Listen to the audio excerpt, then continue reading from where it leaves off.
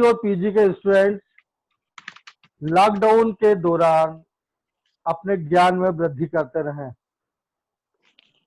That's why we proposed and started this online lecture series for the UG and PG students. First, I would mention my team, that is Sagar Sen, Arpana Agrawal, Ravikant Chauhan, Ravi Rathore, Adi Jain, Pradeep Beragi, Kapileshwar, Ankur, Jiten Solanki, and यदि किसी का नाम मैं भूल रहा हूं तो next lecture में जो है वो उनको अपन इंक्लूड करेंगे।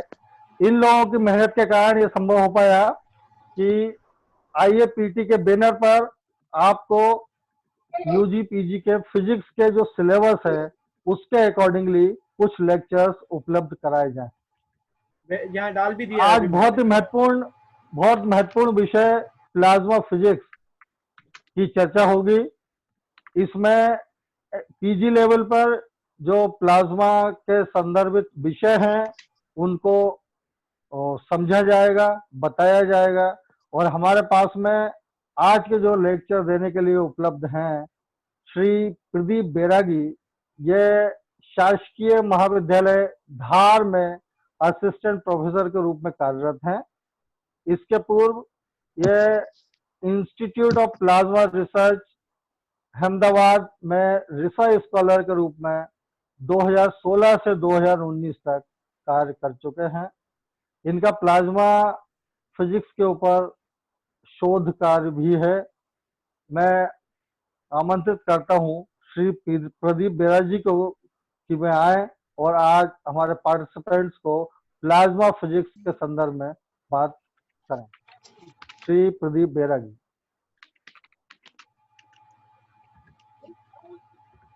एक मिनट, इससे पहले एक मिनट रुकेगा। मैंने यहाँ पर जो है वेबसाइट की भी लिंक डाल दी है और इसके साथ में जो है यूट्यूब की भी लिंक डाल दी है। तो अभी तक के जो है फर्स्ट 2 डेज के जो लेक्चर्स है वो आप जो है इस पर देख सकते हैं। ठीक है, ये जो वेबसाइट पे भी आपको अपलोड कर दिए, साथ में यूट्यूब चैनल जो है उस पर भी अपलोड कर चुके हैं और दोनों की लिंक मैंने आपको यहाँ पर अभी सबमिट की है। ठीक है, thank you very much.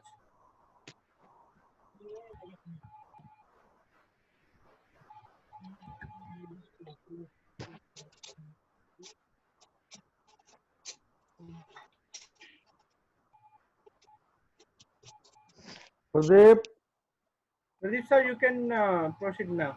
Start.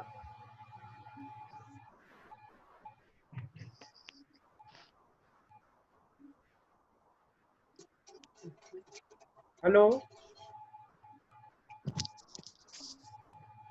I think Pradeep sir is not here. कहाँ चला गया?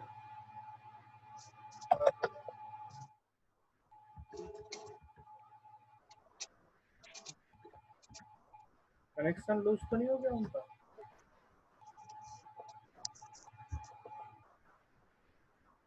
So please make space for the Pradeep sir. Sir request करोगे?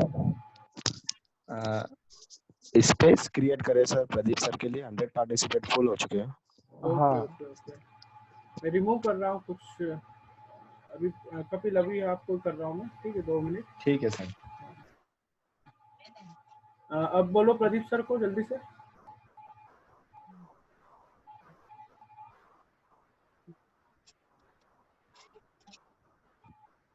प्रदीप सर को बोलिए और भी रिक्वेस्ट आती जा रही है।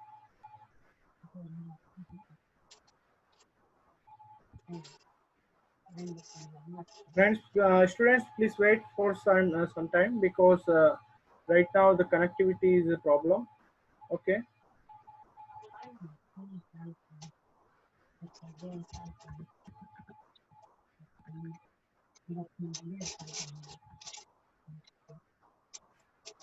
So it is some technical glitch. So जब तक प्रदीप सर आते हैं मैं आप लोगों से कुछ इस संदर्भ में बात करना चाहूंगा कि हम लोग physics, what is physics, we should know about the physics. We are listening several lectures on physics. We are studying physics in so many years. So if someone asks us what is the definition of physics, so I think इस definition को देने के लिए you required only two terms, matter and energy. If you study matter and energy and natural phenomena, so question is that what is matter? Matter consists of solid, liquid, gases and the intermediate state of solid and liquid, liquid and gas and solid.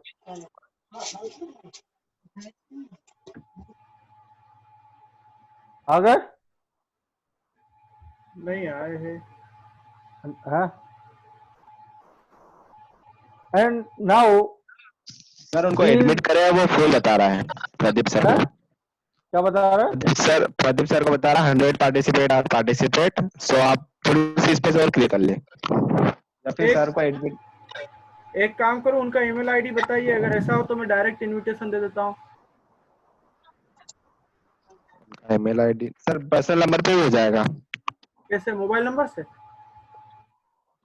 आप copy कर लीजिए email को और personal number पे send कर दीजिए। तो यहाँ पर एक को दे दीजिए सर, मैं सेंड कर देता हूँ। एक मिनट, यहीं से डायरेक्ट लिखना तो आ जाएगा ना।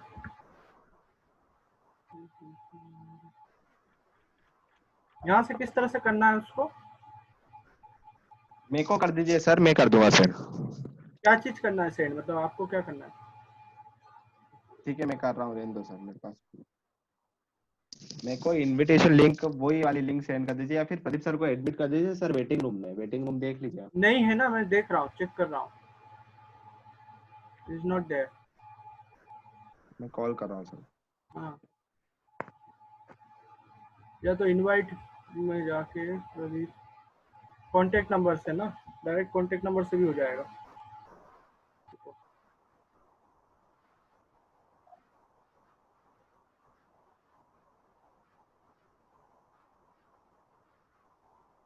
एक 2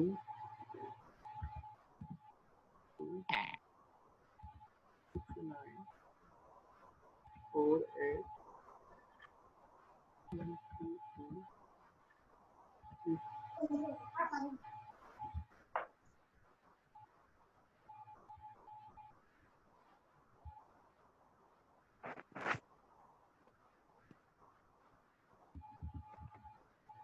अभी भी नहीं आई है रिक्वेस्ट। आ गई, एक मिनट रुको रुको, वेट फॉर सम टाइम। आ चुके हैं, आ गए आ गए। He will join right now. Okay, sir उनको अनम्यूट भी कर देना जैसे ज्वाइन हो। हाँ आ चुके हैं, शायद ज्वाइन हो चुके हैं। Unmute unmute unmute. Okay 1 minute.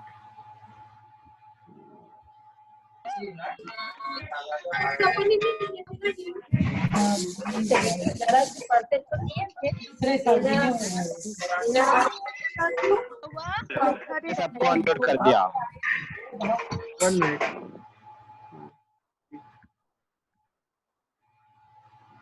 मैं नहीं, मैंने मैं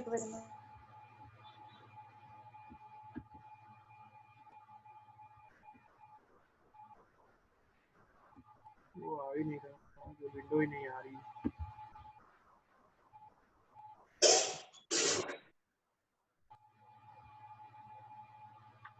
हाँ एक मिनट, अब देखो, अब हो गया है, चेक करो।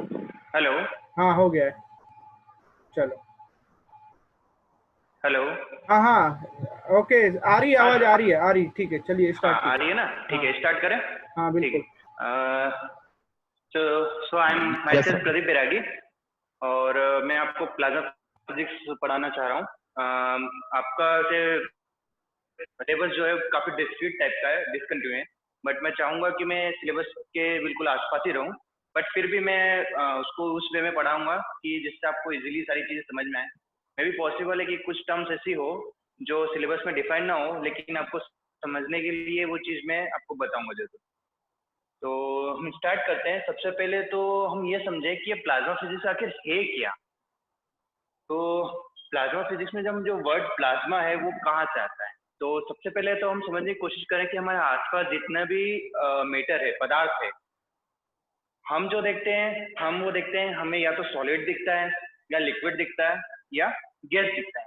अभी तक हम ये समझते थे कि हमारे पास 3 स्टेट है मैटर की, लेकिन यहाँ पे एक और स्टेट है डेट इज प्लाज्मा। इनफैक्ट हमारी यूनिवर्स का 99% जो पार्ट है, 99% वो प्लाज्मा है। अच्छा, अभी आपके पास दिमाग में बात आएगी कि यार सर प्लाज्मा 99% है, लेकिन हमने तो कभी देखा नहीं प्लाज्मा।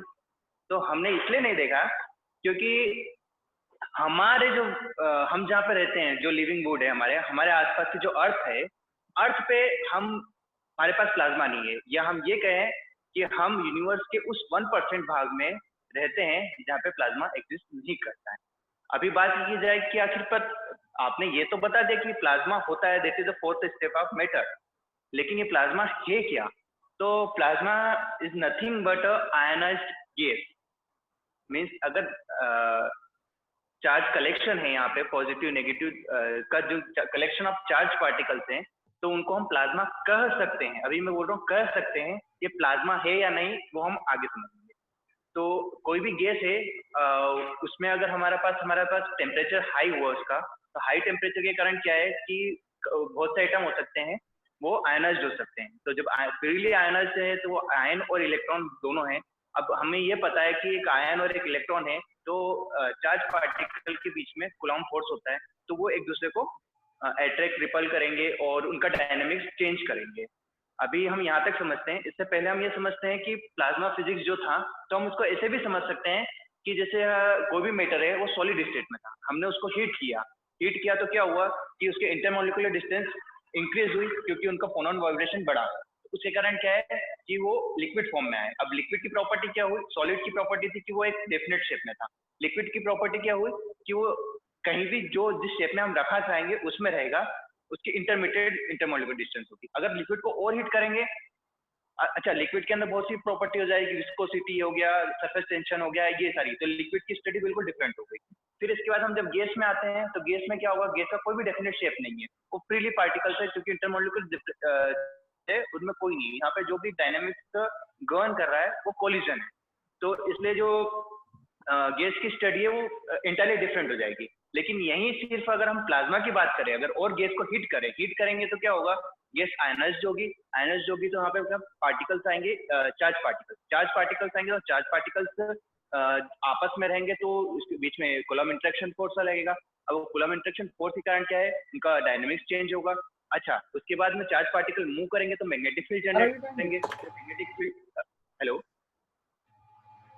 हाँ, तो जो मैग्नेटिक फील्ड है वो मैग्नेटिक फील्ड फिर से उनके डायनेमिक्स को चेंज करेगी। तो इस तरह से जो चार्ज पार्टिकल का डायनेमिक्स इंटायरली डिफरेंट हो जाएगा न्यूट्रल पार्टिकल। तो इसलिए हमको उसके डायनेमिक्स से समझने के लिए क्या है कि बिल्कुल एक नई फील्ड स्टार्ट होगी, दैट इज अ प्लाज्मा। अच्छा, अभी बात की जाए तो ये हम हमारी अर्थ पे ये प्लाज्मा को क्यों नहीं देख पाते हैं, तो उसके लिए हम साहा आयनाइजेशन इक्वेशन का सहारा लेते हैं। तो साहा आयनाइजेशन इक्वेशन जो है वो ये बताती है कि किसी भी न्यूट्रल गैस में एट थर्मल इक्विलिब्रियम पे हमारे आयन की कितनी डेंसिटी, जो फ्रैक्शन है, that is the ionised particle divide by that is neutral, okay, n u. तो that is the neutral particle. तो न्यूट्रल पार्टिकल और आयनाइज्ड पार्टिकल का जो रेशियो है वो हम बता सकते हैं, वो साहा इक्वेशन है, दैट इज 2.4 × 10⁻21 t की power 3/2 divide by a9 exponential of ui upon kT। अब यहाँ पे ui जो है, इंपॉर्टेंट बात यह है कि जो ui है, हम इसका मैथमेटिक्स में नहीं जाएंगे, इसका फिजिकल इंटरप्रिटेशन हम देखने की कोशिश करेंगे। तो जो ui है, ये है हमारा ionisation potential of the typical gas, ठीक है। और जो k है वो Boltzmann constant, of course, t हमारा टेम्परेचर है इन केल्विन, यहाँ पे भी t है। अब यहाँ पे हम ये बात करें तो ये है कि जैसे हम अगर एक एक्सरसाइज करते हैं कि न्यूट्रल गैस में एट रूम टेम्परेचर, जो हमारे आसपास सराउंडिंग का टेम्परेचर है, हम उसको 300 केल्विन अगर मान ले, और एक्सरसाइज अगर हम फील करें तो जो ये आयनाइजेशन फ्रैक्शन है जो Ni/Ne है Nu, ये नियरली 10⁻⁻122 इस ऑर्डर का आता है। और ये -122 ये जो ऑर्डर देख रहे हैं ये बहुत छोटा है, मतलब कि हमारे रूम टेम्परेचर पे जो गैस में आयंस प्रेजेंट होंगे, जो आयनाइज्ड पार्टिकल होंगे गैस के, वो बहुत कम फ्रैक्शन में होंगे। इसी कारण हम वहां पर हम प्लाज्मा हम हमारे अर्थ पे देख नहीं पाते। इसी तरह अगर हम जैसे जैसे टेम्परेचर बढ़ाएंगे तो ये फ्रैक्शन बढ़ता जाएगा। अच्छा, एक और बात ये है कि यहाँ पे हम टेम्परेचर बढ़ा रहे हैं तो उसके साथ साथ में यहाँ पे एक फ्रैक्शन जो है Ni का इन्वर्सली प्रोपोर्शनल है। वो इसलिए है कि यहाँ पे रिकॉम्बिनेशन भी पॉसिबल है कि जो इलेक्ट्रॉन है वो किसी चार्ज पार्टिकल के साथ कोलाइड करें और रिकॉम्बाइन कर लें तो वो वापस न्यूट्रल पार्टिकल बना ले। तो जैसे जैसे चार्ज पार्टिकल बढ़ते जाएंगे यहाँ पे रिकॉम्बिनेशन की प्रोबेबिलिटी बढ़ती जाएगी, इस कारण ये इन्वर्सली प्रोपोर्शनल होते हैं। लेकिन जैसे जैसे टेम्परेचर एक लिमिट के बाद हाई होता है तो हमारा चार्ज पार्टिकल जो होता है आयनाइज्ड पार्टिकल, उनकी डेंसिटी न्यूट्रल पार्टिकल डेंसिटी से हाई होने लगती है और सडनली ये प्लाज्मा फुली जो गैस है वो फुली आयनाइज्ड हो सकती है। तो इस तरह हम ये समझ सकते हैं कि आखिर हमने कैसे ये सारा आयनाइजेशन इक्वेशन हमें बताती है कि हर गैस किसी भी थर्मल इक्विलिब्रियम पे किसी भी टेम्परेचर पे there exist some ionised particle, but हम हर गैस को या हर आयनाइज्ड गैस को प्लाज्मा नहीं कह सकते क्योंकि वहां पे कुछ सर्टेन बिहेवियर उसको फॉलो करना पड़ता है। अच्छा, अभी हम प्लाज्मा को आगे बढ़ने के लिए उससे पहले हमें समझना पड़ेगा कि आखिर टेम्परेचर क्या है, क्योंकि हम अभी तक हम ये समझ पाए हैं, हम ये समझते थे कि टेम्परेचर मीन्स कि कितना बॉडी हॉट है, high temperature means high hotness is very high, लेकिन ऐसा नहीं है। अभी टेम्परेचर हम सिर्फ डिग्री ऑफ हॉटनेस से पता करते थे, लेकिन एक्चुअली टेम्परेचर का फिजिकल सिग्निफिकेंस समथिंग डिफरेंट है। उसके लिए हम थोड़ा स्टैटिस्टिकल मैकेनिक्स में जाएंगे। तो हम स्टैटिस्टिकल मैकेनिक्स की बात करें थोड़ा सा, तो वहां पे हम टेम्परेचर को कैसे डिफाइन करते हैं। तो हमें ये पता है कि कोई भी न्यूट्रल पार्टिकल है, गैस है, उसका जो डिस्ट्रीब्यूशन है that is most probable distribution होगा वो मैक्सवेल बोल्ट्जमैन डिस्ट्रीब्यूशन होगा। और मैक्सवेल बोल्ट्जमैन डिस्ट्रीब्यूशन के अकॉर्डिंगली हम ये बता सकते हैं, मैं सिंप्लिसिटी के लिए वन डायमेंशनल लेके चलता हूं। तो जो वन डायमेंशनल मैक्सवेल डिस्ट्रीब्यूशन होगा हमारा,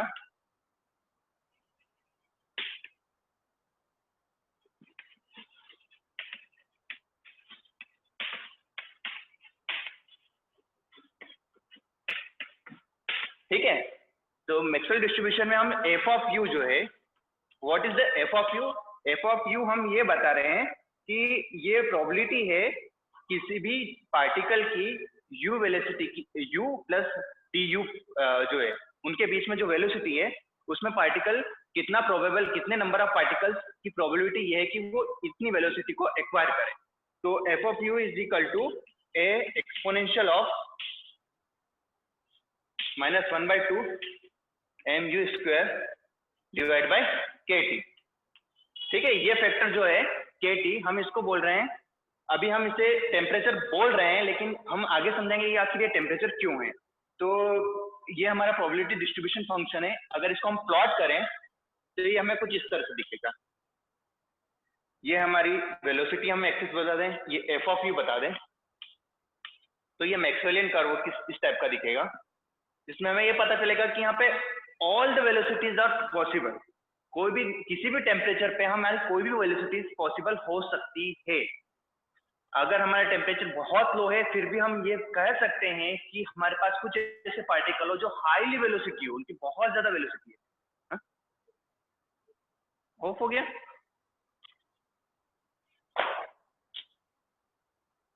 हमारा मोबाइल में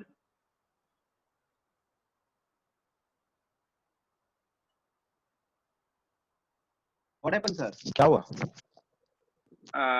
चल रहा है? चल रहा है सर, डेफिनेटली बहुत Hello? वेरी गुड, बहुत अच्छा चल रहा है सर। Going on. अच्छा, नहीं, मुझे वो लड़के ने बताया कि वो डिस्चार्ज मतलब ऑफ हो गया। अच्छा, एक स्पेस ऑन रखना है, तो मैं यहाँ पे एक है वो मोबाइल कनेक्ट कर लूंगा अगर ओवर हीटिंग की प्रॉब्लम, ठीक है सर, अगर कोई सा भी ऐसा इशू आता है कि कनेक्शन लॉस होता है तो रीजन कर सकते हैं आप सेम लिंक से। हाँ तो मैं किसी डिफरेंट मोबाइल से रिज्वाइन कर लूंगा फिर अगर ऐसा हो। ठीक है सर। ठीक है ठीक। ओके तो ये हम वेलोसिटी डिस्ट्रीब्यूशन है, तो हम ये बता सकते हैं किसी भी टेम्परेचर पे हाईली वेलोसिटी पार्टिकल भी पॉसिबल हो सकते हैं। और यहाँ से हम अगर इसको इंटीग्रेट कर दें तो हमें पता है कि अगर हम इसको ऑल वेलोसिटी के लिए इंटीग्रेट कर देंगे तो हमको जो टोटल नंबर डेंसिटी मिल जाएगी, तो उससे हम इसका जो ये कांस्टेंट फैक्टर है उसको निकाल सकते हैं। जो ए निकल के आएगा वो हो जाएगा हमारा एम एम 2 पाई के टी की पावर 1/2। ठीक है, that is the normalisation coefficient. अच्छा, अभी ये यहाँ पे हम टेम्परेचर को डिफाइन ऐसे कर सकते हैं कि ये वेलोसिटी की जितनी विड्थ है, स्प्रेड है, कि जितनी रैंडम स्प्रेड है वो टेम्परेचर के इक्विवेलेंट होगी। मतलब यहाँ पे हम टेम्परेचर को क्या बोल सकते हैं कि किसी भी गैस में वेलोसिटी का जितना रेंडमाइजेशन है, जितनी डिफरेंट वेलोसिटीज पॉसिबल है, जितनी ज्यादा वेलोसिटीज पॉसिबल होगी, जो उसके डिस्ट्रीब्यूशन फंक्शन का जितना स्प्रेड होगा उसका टेम्परेचर उतना ज्यादा होगा। ये स्प्रेड को जो ऑर्डर हम मेजर करेंगे वो हम वहां पे हम उसको डिफाइन करेंगे, that is the temperature. It means कि अगर हमारे पास वेरी हाई टेम्परेचर पर कोई गैस है, गैस का टेम्परेचर किसी भी गैस का बहुत हाई है, तो वहां पे हमारे पास बहुत ज्यादा पॉसिबिलिटी होगी कि वहां पे डिफरेंट वेलोसिटीज पॉसिबल हो, मतलब हाई वेलोसिटी पार्टिकल भी पॉसिबल बहुत ज्यादा होंगे। जैसे जैसे हम इसकी टेम्परेचर बढ़ाते जाएंगे ये कर्व इस तरह से स्प्रेड होता जाएगा। तो यहाँ पे हम ये देख सकते हैं कि जैसे ये स्प्रेड हुआ तो यहाँ पे ये हाई वेलोसिटी की जो पॉसिबिलिटी है वो बढ़ती जा रही है। तो जैसे ही हाई वेलोसिटी की पॉसिबिलिटीज बढ़ रही है तो यहाँ पे हमारे पास पार्टिकल के पास हाई काइनेटिक एनर्जी होगी। तो हाई काइनेटिक एनर्जी के कारण वो बहुत हाईली प्रोबेबल है कि वो किसी न्यूट्रल एटम को आयनाइज कर सके। ठीक है, अभी हम इसके बाद हम ये बात करें, अगर यहाँ से हम इसकी एवरेज काइनेटिक एनर्जी निकालने की कोशिश करें, ठीक है, ई ऑफ ए वी, तो हम सिंपली क्या है मैथमेटिक्स लगाएंगे। सिंपली मैथमेटिक्स हो जाएगा हमारा integration all the velocity minus infinity to infinity, then हम काइनेटिक एनर्जी यहाँ पे लेंगे M U square and F of U D U divide by total normalisation कर दिया जाएगा इसका F of U D U. तो ये जब हम टोटल काइनेटिक एनर्जी इसको हम बीटा फंक्शन को यूज करके जब इस मैथमेटिक्स को सॉल्व करें तो हमारी एवरेज काइनेटिक एनर्जी जो निकल के आती है वो हो जाएगी हमारी हाफ ऑफ के टी।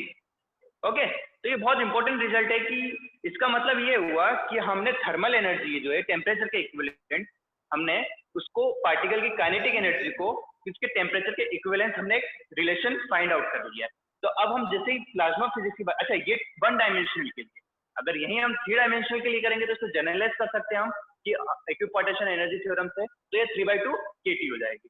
तो इस तरह से हम 3/2 kT है तो that is equivalent to temperature, मतलब thermal energy is equivalent to हमारी एवरेज काइनेटिक एनर्जी। तो इसलिए हम यहाँ पे टेम्परेचर को इस तरह से डिफाइन कर सकते हैं। अच्छा, इसमें एक टर्म्स और हम डिफाइन करने की कोशिश करेंगे जो हम आगे के लेक्चर में हम काफी ज्यादा यूज करेंगे, that is the thermal velocity, जो इसे हम VTH के नाम से दिखाते हैं। जो VTH होगी उसको हम लिख देंगे √kT/m, और प्लाज्मा फिजिक्स के टर्म्स में हम टेम्परेचर और एवरेज काइनेटिक एनर्जी को इक्विवेलेंट मानते हैं। अच्छा, एक और बात ये है कि जो एनर्जी है वो हम जनरली जूल्स में मेजर करते हैं, लेकिन प्लाज्मा फिजिक्स के कंडीशन में हम ये क्या करते हैं कि इसको हम इलेक्ट्रॉन वोल्ट के टर्म्स में डिफाइन करते हैं। तो उसके लिए हमें समझना पड़ेगा कि 1 इलेक्ट्रॉन वोल्ट जो टेम्परेचर है, हम अभी बात की है कि हमने कहा कि एक कोई प्लाज्मा है जो 1 इलेक्ट्रॉन वोल्ट की है, तो वो कैसे पॉसिबल है, 1 इलेक्ट्रॉन वोल्ट क्या है, कितना होता है, क्योंकि हमें तो डिग्री सेंटीग्रेड की जो फीलिंग है टेम्परेचर की वो डिग्री सेंटीग्रेड या केल्विन में है।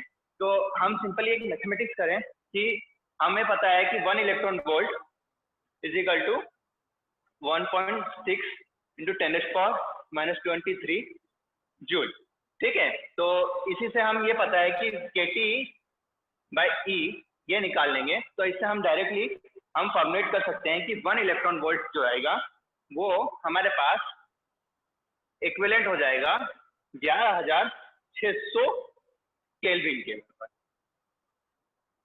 ठीक है, तो हमें पता, यहाँ से हमें समझ में आ रहा है कि इसको या मैं नियरली इक्वल बोल दूं तो 10⁴ केल्विन बता दूं, तो हम ये बोल सकते हैं कि इतना 1 इलेक्ट्रॉन वोल्ट मतलब इतना हाई टेम्परेचर पॉसिबल है। तो ये एक हमारे पास सरप्राइजिंग थिंग है कि 1 इलेक्ट्रॉन वोल्ट का टेम्परेचर इतना हाई हो सकता है। एक यही रीजन ये भी है कि हमें इसलिए हमारे अर्थ पे नेचुरली ऑकरेंस प्लाज्मा की नहीं दिखती है। अच्छा, इसके बाद हम ये बात करें कि नेचुरली ऑकर नहीं है तो ये कहाँ कहाँ मिलता है प्लाज्मा। तो प्लाज्मा हम काफी जगह पे देखते हैं, जैसे हमारा जैसे ही हम अर्थ से बाहर जाते हैं तो हमारे सामने प्लाज्मा ही प्लाज्मा होता है। जैसे जितने भी स्टार्स हैं वो प्लाज्मा के बने हैं, आपके न्यूट्रॉन स्टार्स हो गए, उसके बाद आपका गैसियस नेबुला हो गया, इंटरस्टेलर एटमॉस्फेयर हो जाएगा, उसका इंटरनल पार्ट हो जाएगा, सोलर विंड प्लाज्मा हो जाएगी, वेल एनल रेडिएशनल बेल्ट है वो भी प्लाज्मा है।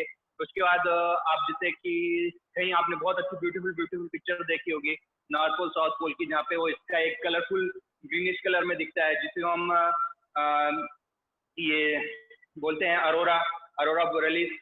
तो वो अरोरा जो है वो भी एक प्लाज्मा का पार्ट है। अच्छा, अभी ये तो बात है, एक सरप्राइजिंग पार्ट है कि हमारे घर की जो ट्यूबलाइट है, ट्यूबलाइट के अंदर भी प्लाज्मा है।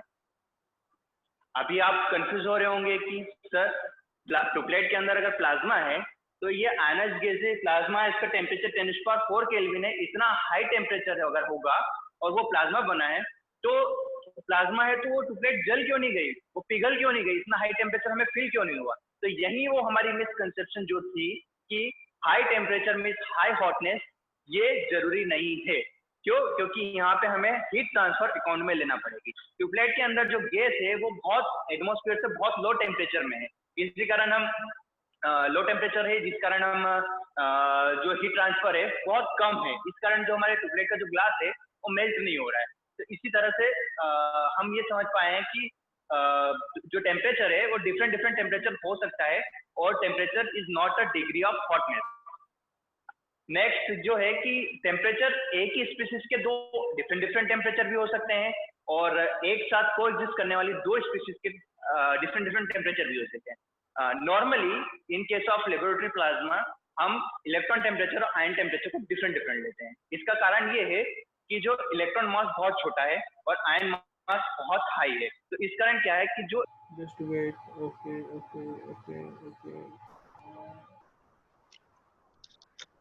हेलो, हाँ प्रदीप सर।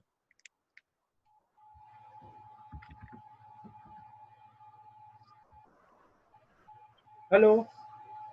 हाँ सर, कहाँ तक कंटिन्यू चल रहा था?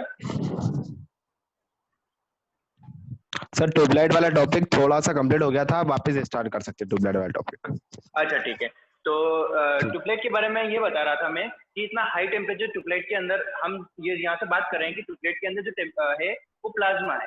तो प्लाज्मा है तो यहाँ से आपको ये होगा कि सर यहाँ पे आपने टेम्परेचर बताया कि 1 इलेक्ट्रॉन वोल्ट या 2 इलेक्ट्रॉन वोल्ट का इनसाइड इलेक्ट्रॉन टेम्परेचर है, तो 10⁴ केल्विन मतलब इतना हाई टेम्परेचर वो मेल्ट हो सकता है। लेकिन नहीं, ऐसा नहीं है।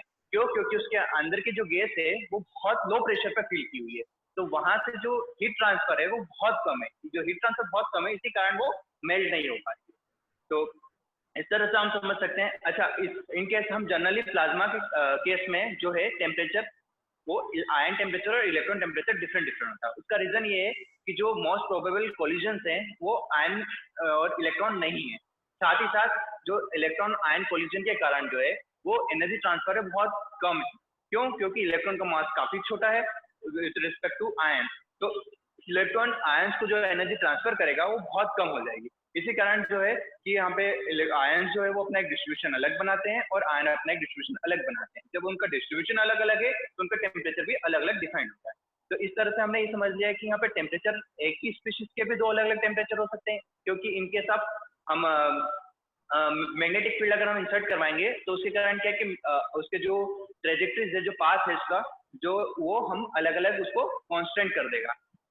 डिफरेंट डायरेक्शन, जो मैग्नेटिक फील्ड की डायरेक्शन में उसका मोशन फोर्स डिफरेंट होगा और पैरेलल टू मैग्नेटिक फील्ड अलग होगा। इस कारण से हमारे पास जो हम टेम्परेचर यहाँ पे एक ही स्पीशीज के भी डिफाइन करते हैं। तो इस तरह से हमने टेम्परेचर की कॉन्सेप्ट तो अच्छे से समझ ली। इसके बाद मैंने ये बता दिया है कि हमारे पास कितने नेचुरली कितने प्लाज्मा ऑकरेंस है।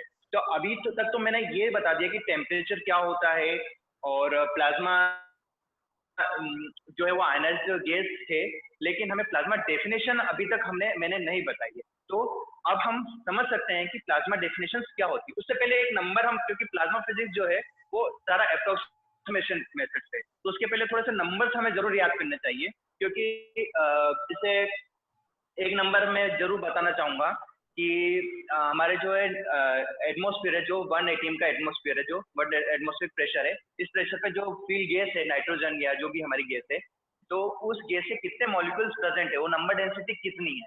तो वो नंबर डेंसिटी हम ऐसे निकाल सकते हैं, PV is equal to N KT से। तो sorry, P is equal to N KT से। प्रेशर अगर हम 1 पास्कल रखेंगे और टेम्परेचर हम रूम टेम्परेचर 300 केल्विन मान ले, तो वहां पे ये नंबर हमको निकल के आता है। वो नंबर एन जो है, न्यूट्रल डेंसिटी, वो अप्रोक्सीमेटली, नॉट एग्जैक्टली, 2.4 इंटू 10⁻25 पर मीटर क्यूब होता है। ठीक है, ये नंबर आप हमेशा याद रखना, क्योंकि प्लाज्मा फिजिक्स में हम नंबर के बारे में बात करके कोई अप्रोक्सीमेशन लगा सकते हैं। जब तक अप्रोक्सीमेशन फिजिबल नहीं हो पाएगा, हम प्लाज्मा फिजिक्स में आगे सर्वाइव नहीं कर पाएंगे। तो अभी हम बात करें कि अब plasma, what is the plasma, what is the actual definition of the plasma. तो मैं प्लाज्मा को इस तरह से डिफाइन करता हूँ कि plasma is the quasi neutral, plasma is a collection of quasi neutral charge particles. अब यहाँ पे चार्ज पार्टिकल्स कौन से हो सकते हैं? तो that is ion, electron, sometimes negative ion, which exhibit collective behaviour. अब यहाँ पे 2 टर्म मैंने यूज किए, एक क्वासी न्यूट्रल और सेकेंड कलेक्टिव बिहेवियर। तो जो भी आयनाइजेशन गैस क्वासी न्यूट्रल हो और कलेक्टिव बिहेवियर शो करे, उसको हम प्लाज्मा कह सकते हैं। That is the necessary definition या sufficient condition to be called a ionised gas as a plasma. तो अभी जो टर्म्स आ रही है, कलेक्टिव बिहेवियर और क्वासी न्यूट्रल, तो उसको समझने की कोशिश करें। तो सबसे पहले हम समझने की कोशिश करते हैं कि कलेक्टिव बिहेवियर क्या है। तो जैसे कभी आप लोगों ने देखा होगा कि आप किसी बर्ड सेंचुरी में गए हो या कहीं देखा हो, तो वहां पे बहुत सारे पक्षी हैं, तो जो है वो बिल्कुल रैंडम बिहेवियर होता है, घूमता है, लेकिन एज ए बल्क हमें उनके पास एक प्रेजेंट ऑफ माइंड, एक जगह से दूसरी जगह जा रहे हैं, कर रहे हैं, कलेक्टिवली बिहेव कर रहे हैं। तो इस तरह का बिहेवियर हम बोल सकते हैं कि कलेक्टिव बिहेवियर है। तो इसी तरह का चार्ज पार्टिकल जो है वो भी बिहेव कलेक्टिवली करे। तो हम उसे, जब आयनाइज्ड पार्टिकल कलेक्टिव बिहेवियर करेंगे, तो हम उसे चार्ज प्लाज्मा कह सकते हैं। अभी हम कलेक्टिव बिहेवियर को और इन टर्म्स ऑफ प्लाज्मा समझने की कोशिश करें, तो ये है कि हमें पता है कि चार्ज पार्टिकल है। जैसे हम केस लेते हैं पहले न्यूट्रल गैस का। तो न्यूट्रल गैस के केस में क्या होगा कि हमारे पास जो भी है, जो इंटरमॉलिक्यूलर फोर्स वगैरह जो है, वो इतने डोमिनेट नहीं करेंगे वहां पे, जितना वो जब तक पार्टिकल फ्रीली मूव करेगा, जब तक कि वो किसी दूसरे पार्टिकल से कोलाइड ना करे। तो यहाँ पे जो भी मैकेनिक्स को फॉलो करेगा, जो डिस्ट्रीब्यूशन बनाएगा, वो कोलिजनल हो। तो वहां पे कोई भी इंटेलिजेंस पार्टिकल के पास नहीं होगी और वो फ्रीली मूव कर सकते हैं। तो वहां पे हम कोई भी इंडिविजुअल पार्टिकल का भी जो है, पार्टिकल एज ए बल्क, एक पार्टिकल का जो मोशन है वो दूसरे पार्टिकल को पटअप नहीं कर पाएगा, या उसको नहीं बता पाएगा कि मैं इस तरह से मोशन कर रहा हूँ। तो इस कारण वो कोई कलेक्टिवली कोई काम नहीं कर रहे हैं। लेकिन इसी की बजाय अगर हमारे पास चार्ज पार्टिकल है, तो चार्ज पार्टिकल है तो उसके पास चार्ज है, तो उनके बीच में फोर्स लग गया, दैट इज कूलॉम्ब फोर्स।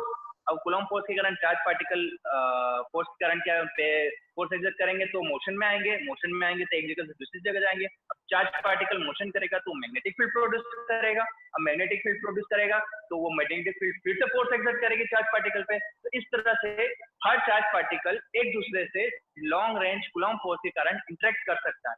तो पूरा as a plasma collectively behave कर सकता है। इस तरह का बिहेवियर हम कलेक्टिव बिहेवियर कह सकते हैं। अभी आपकी बात आएगी कि सर इस तरह से तो हर चार्ज पार्टिकल कलेक्टिव बिहेव कर सकता है। नहीं, क्यों नहीं कर सकता?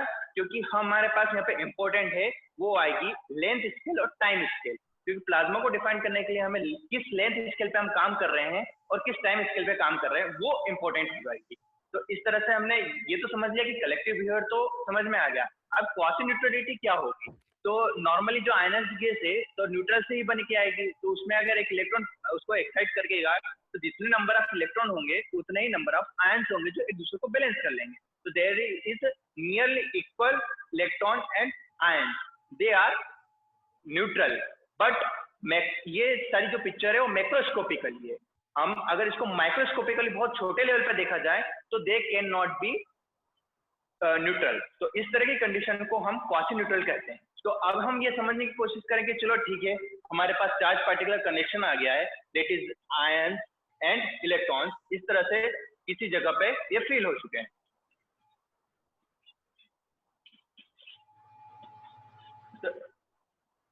समहाउ इस तरह से हमारे पास ये प्लाज्मा है, तो इसमें इलेक्ट्रॉन है और आयन है। तो अगर यहाँ पे मैं किसी तरह से कोई लोकलाइज्ड पोटेंशियल इंसर्ट करवा दूं या लोकलाइज्ड चार्ज यहाँ पे क्रिएट कर दूं, तो हमारा प्लाज्मा किस तरह से बिहेव करेगा उसको हम देखने की कोशिश करते हैं। तो यहाँ पे मान लिया जैसे मैंने एक रॉड लगाई जिसपे +Q चार्ज था, ठीक है, तो उस +Q चार्ज के कारण ये +Q चार्ज दिया हुआ है, तो ये रॉड यहाँ पे किसी तरह से मैंने एक स्पेस में कहीं एक जगह पे एक पॉइंट पे ये चार्ज क्रिएट किया है, से बाय मैजिक, ठीक है, हम यहाँ तो बोल देते हैं कि बाय मैजिक मैंने क्रिएट किया है। तो ये बाय मैजिक जब मैंने क्रिएट किया है एक लोकलाइज्ड पॉइंट पे +Q चार्ज, तो इस +Q चार्ज के कारण इसका पोटेंशियल होगा, जो पोटेंशियल हम V0 बोल दें, वो क्या हो जाएगा 1/4πε0 Q/r, r जो हो जाएगी इसकी आइसोट्रोपिक डिस्टेंस हो जाएगी, ठीक है। अब ये बात करें कि जो प्लाज्मा है वो हमारी होमोजेनियस और आइसोट्रोपिक अगर है, तो इस तरह की प्लाज्मा हुई तो हम इसे सिंपल करने के लिए इसको वन डायमेंशनल केस भी ले सकते हैं। तो इसलिए अभी मैं इसको एक वन डायमेंशनल केस कंसिडर कर लेता हूं और इसको x बोल देता हूं, ठीक है। ये सिर्फ एक ह्यूरिस्टिक डेरिवेशन है, क्योंकि हम ज्यादा मैथमेटिक्स में नहीं जा रहे हैं, हम फिजिकल सिग्निफिकेंस समझने की ज्यादा कोशिश कर रहे हैं।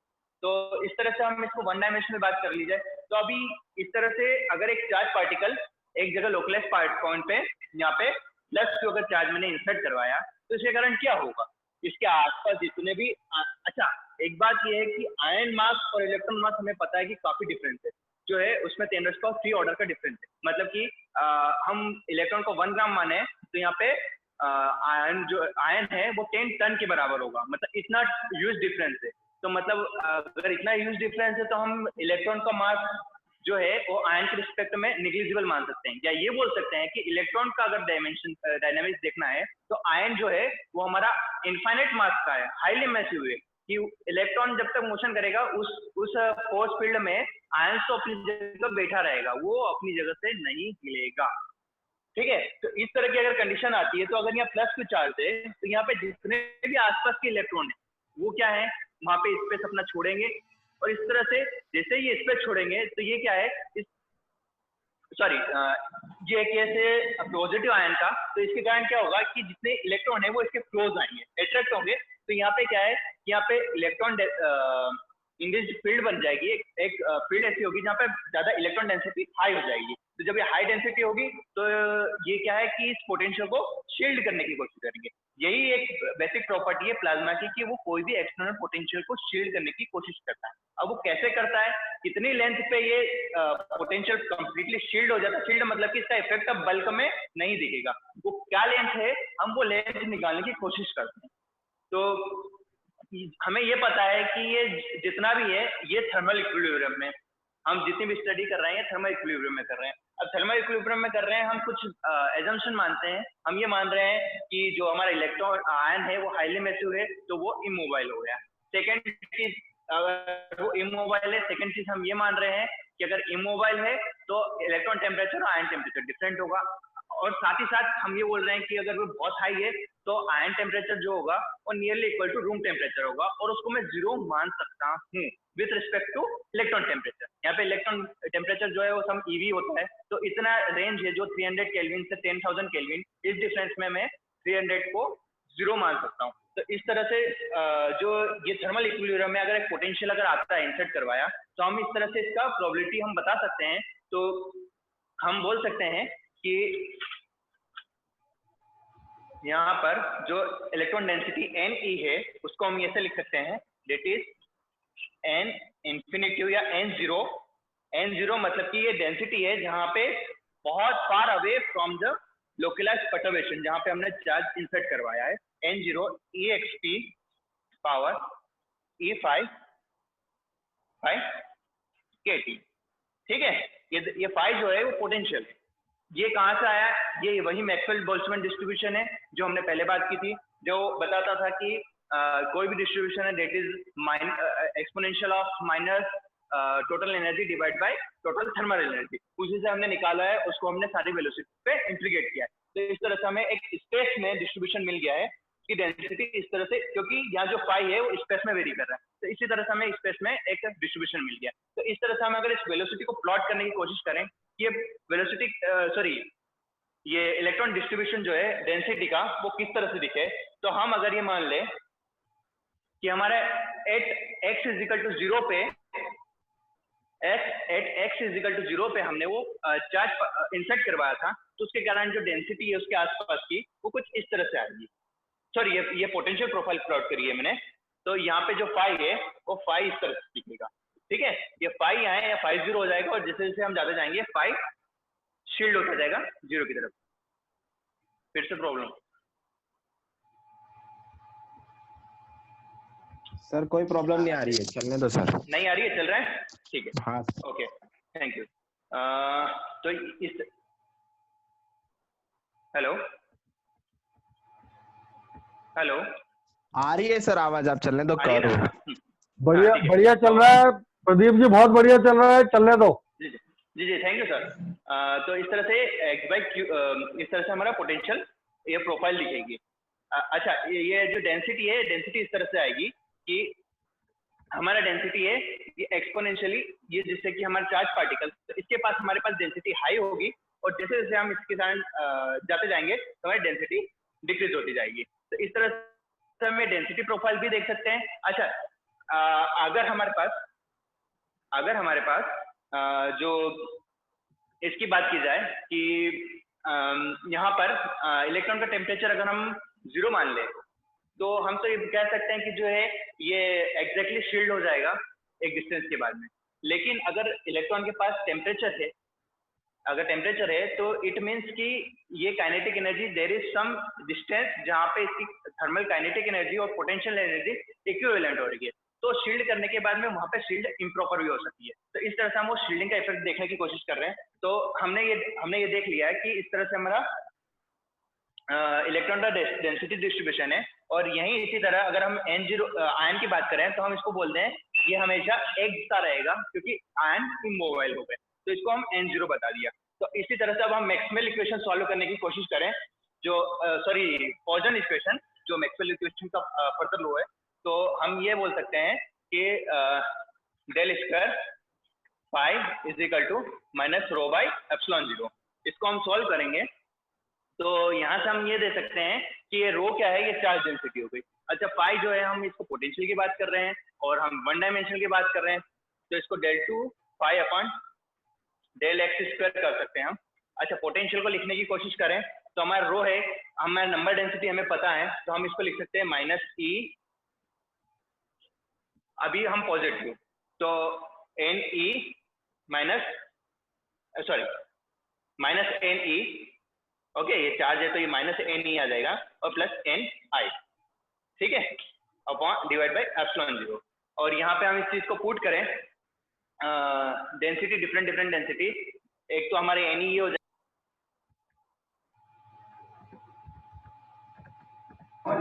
तो ये N0 minus N0 exponential of e pi by 8, ठीक है। अच्छा, ये क्या है, ये इलेक्ट्रॉन में, ठीक है, ये ध्यान रखें।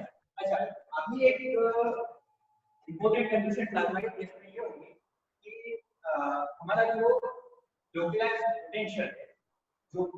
पोटेंशियल है, वो ऑलवेज काइनेटिक एनर्जी से ज्यादा होगी।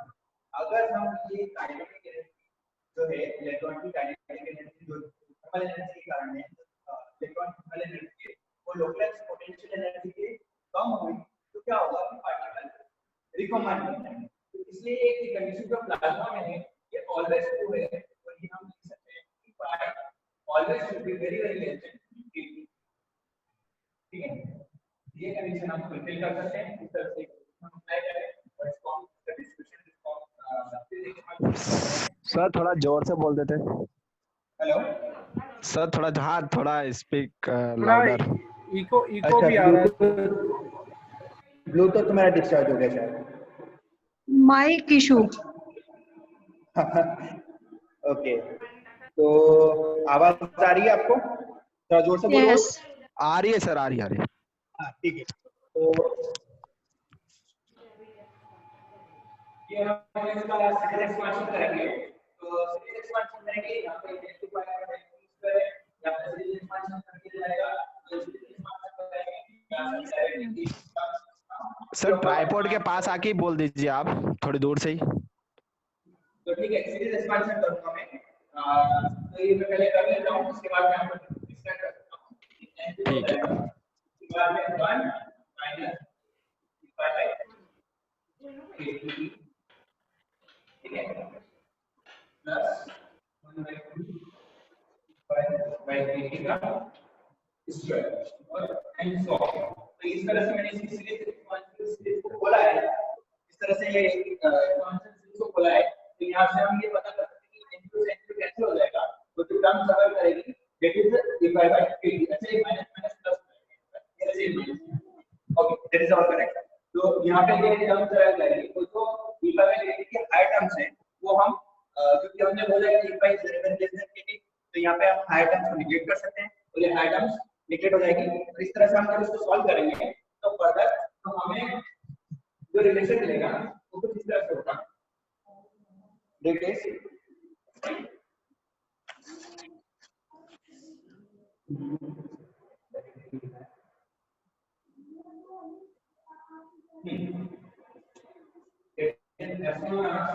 due by upon x square is equivalent to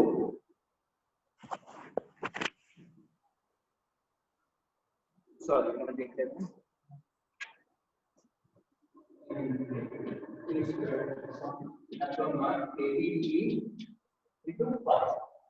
okay ठीक है। तो यहाँ पे ये देखो, तो ये एक स्पेशल डिफरेंशियल इक्वेशन मिलती है, इसका सॉल्यूशन हमारे नोन है। तो ये एक एक्सपोनेंशियल डिफरेंशियल सॉल्यूशन प्रोवाइड करेगा और इस तरह का सॉल्यूशन हम यहाँ पे इसको ये जो टर्म है इसको हमने डेल्टा टी स्क्वायर का मान लिया, ठीक है। तो यहाँ पे हमारा जो सॉल्यूशन y का आएगा इट इज y0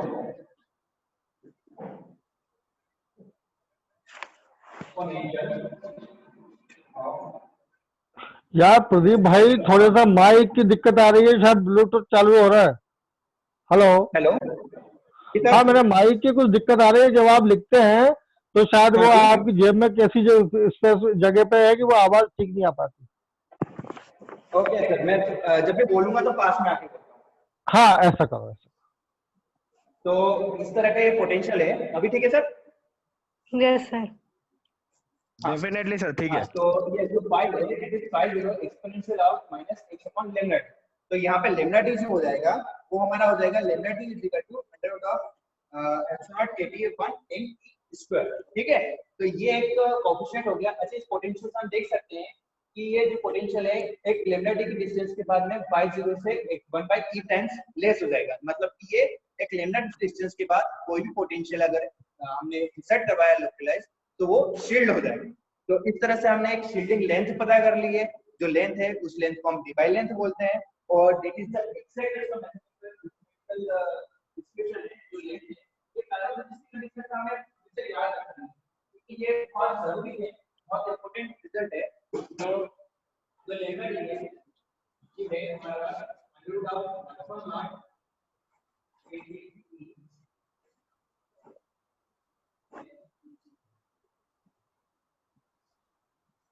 तो ये हमारी लैम्डा टी की डेफिनेशन हो गई। That is under root of epsilon not KTE, यहाँ पर E is electron temperature, Ne square, ठीक है। जो Ne जो है वो नंबर डेंसिटी ऑफ इलेक्ट्रॉन या बल्क, हम एक ही मान सकते हैं क्योंकि हमने प्लाज्मा को फर्स्ट मीटर किया।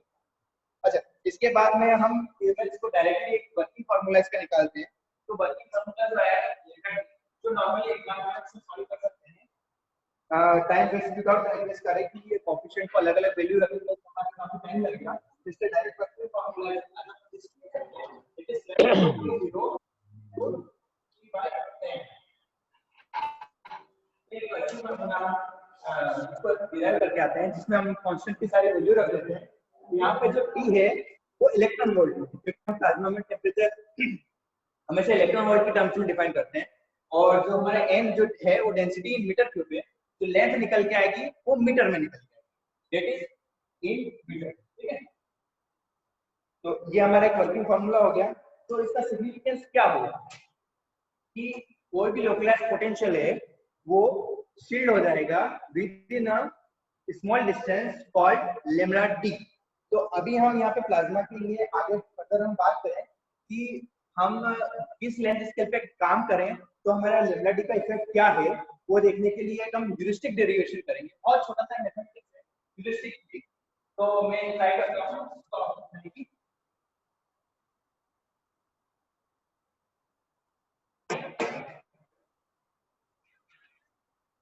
तो हमें नेचुरल इक्वेशन को सॉरी इक्वेशन पता है a to y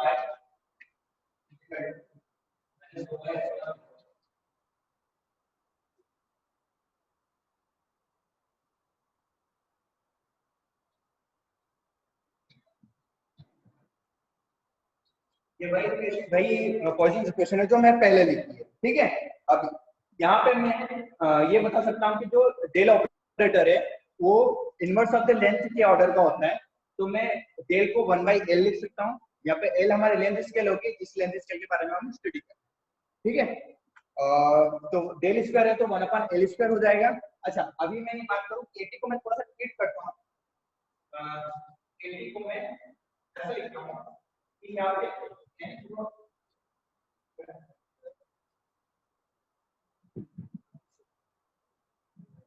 चल रहा है N0 E स्क्वायर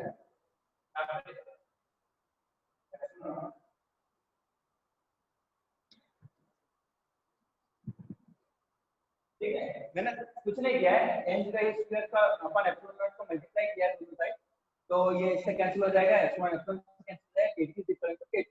लेकिन इससे मेरे को फायदा इससे मेरे को फायदा मिल जाएगा कि ये लेम्डा डी में डिफाइन किया यहाँ से ये मिलेगा N0 E स्क्वायर और epsilon not that is lambda D square, ठीक है। KT को मैंने in terms of lambda D लिख दिया। अभी जो नेक्स्ट चीज ये है कि ये वाला यहाँ पे बात है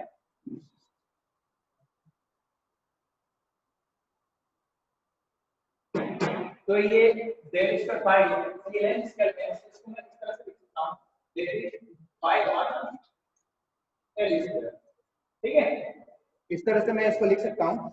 और मैं condition if I greater KT लगाऊं तो यहाँ से KT को वेरी वेरी लेस देन 3 पाई तो यहाँ से पाई की वैल्यू जब रखूं और इस दोनों को इक्वेट करूं तो मेरे को कुछ इस तरह से मिलेगा कि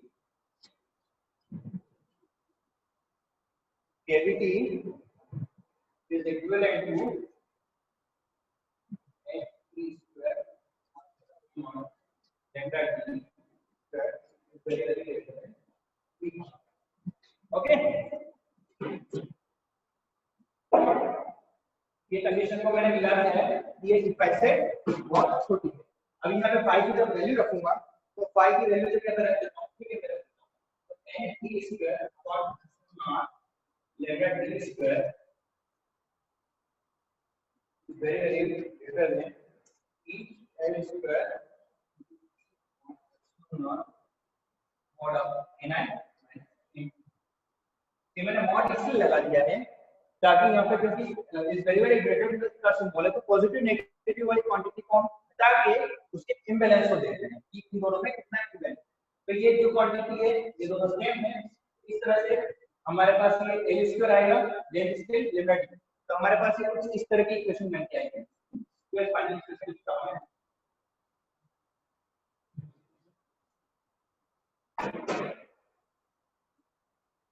n e lambda t square upon l square is very very greater than ni minus nt। तो यहाँ से मैं गॉसियन यूनिटी को डिफाइन करता हूँ। तो यहाँ पे ni है वो इलेक्ट्रॉन डेंसिटी है, ठीक है, और ni माइनस ni है जो इलेक्ट्रॉन और आयन के बीच में डेंसिटी में डिफरेंस है। तो जब अगर डेंसिटी में डिफरेंस ज्यादा होगा तो वहां पे क्या है गॉसियन यूनिटी मतलब जो चार्ज इम्बैलेंस है वो ज्यादा होगा, ठीक है। अभी ये जो टर्म्स है lambda d upon a square। तो अगर मैं उस लेंथ स्केल में बात करूं जो लेंथ स्केल lambda d से काफी बड़ी है, लेंथ स्केल L जो सिस्टम लेंथ है that is very greater than to lambda d, तो उस कंडीशन में क्वांटिटी 1 से छोटी हो जाएगी। अच्छा, अगर ये इस क्वांटिटी से ये क्वांटिटी छोटी है तो इससे छोटी क्वांटिटी से तो ऑफ कोर्स छोटी होगी ही। तो इस तरह से मैं ये लिख सकता हूं कि for L should be very very greater than lambda d, उस केस में जो हमारा n है ni माइनस n, तो हमारे पास पॉसिबिलिटी डिफाइन करने के लिए कंडीशन मिल गई है कि हमारे सिस्टम डायमेंशन की लेंथ हमेशा lambda d से बड़ी होना चाहिए।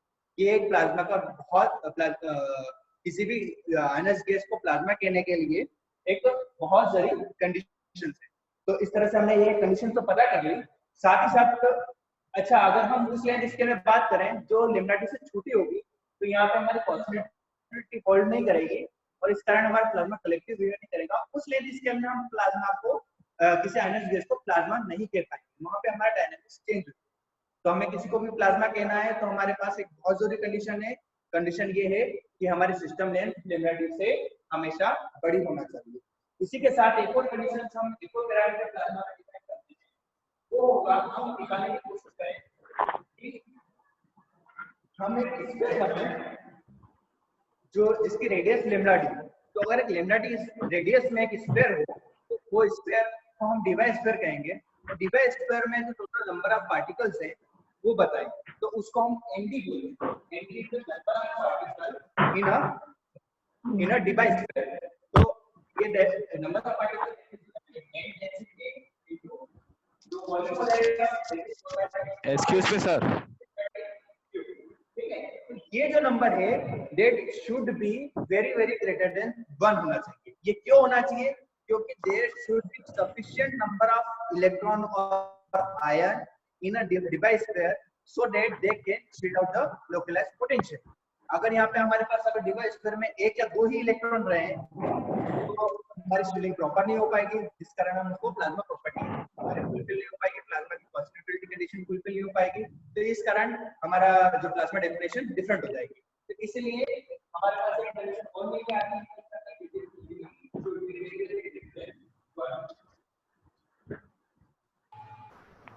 एक्सक्यूज मी सर, तो हमने दो कंडीशन निकाल लिए प्रदीप सर, किसी प्लाज्मा कहने के लिए। सर अरे excuse me sir, hello excuse me sir, हाँ, सर बोलिए। टाइम लिमिट होने वाली है तो आप थोड़ा हाँ, जल्दी समाप्त कर देते। ठीक है।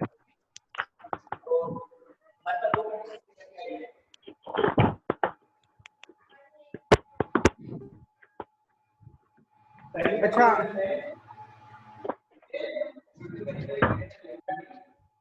दूसरी कंडीशन है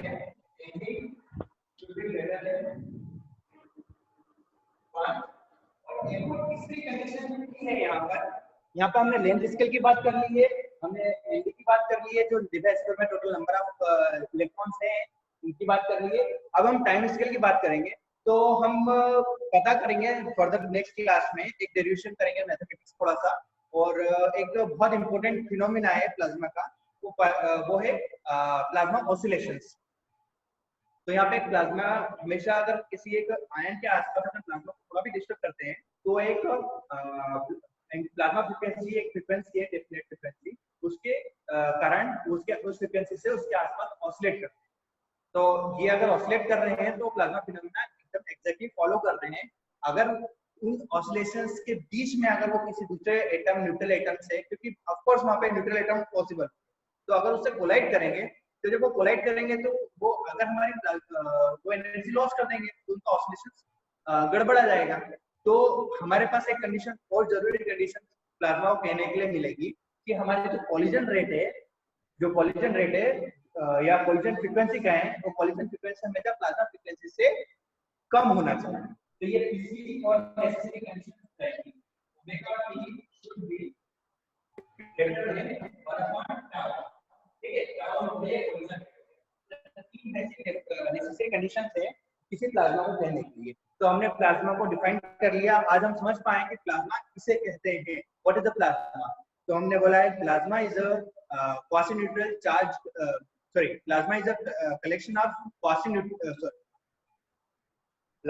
plasma is a collection of quasi-neutral charge particle which exhibit collective behavior। ये हमारी प्लाज्मा की डेफिनेशन हो गई।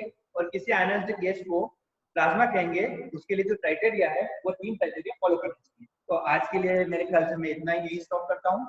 नेक्स्ट लेक्चर में मैं प्लाज्मा फ्रीक्वेंसी के बारे में थोड़ा बात करूंगा, और अब प्लाज्मा जो फिजिक्स है उसको कैसे, उसका डायनेमिक्स है, उसको समझने के लिए क्या क्या टेक्निक्स है, किस तरह से उसको हम समझेंगे, उस तरह से उसकी बात करेंगे। तो हम जो चार्ज पार्टिकल है वो मैग्नेटिक और इलेक्ट्रिक फील्ड में होगा तो किस तरह से बिहेव करेगा, क्या फोर्स लगेगा, क्या ड्रिफ्ट होगी, उसका ट्रेजेक्टरी क्या होगी, वो सारी बात करेंगे। ठीक है, आज के लिए इतना ही। Okay, so thank you very much to Pradeep sir. इसके अलावा जो है बीडी सर। एक मिनट, बीडी सर है क्या? हाँ, है सर, बीडी सर है। बीडी सर है। तो इसका वीडियो लेक्चर्स आपको जो है पूरा मिल जाएगा, ठीक है, यूट्यूब पे भी आपको मिल जाएगा। और इसके अलावा ये था कि 2 बजे जो है आपका सॉलिड स्टेट फिजिक्स का टेस्ट जो है स्टार्ट हो जाएगा, ठीक है। तो सभी स्टूडेंट्स जो है वो सभी तैयार रहे सॉलिड स्टेट फिजिक्स के टेस्ट के लिए, ठीक है। और गूगल फॉर्म जो है उससे ये टेस्ट लिया जाएगा 2 बजे, ठीक है। तो on 2 o'clock we are going to you are going to perform the test, okay? Okay, sir आप स्टार्ट कर दीजिए।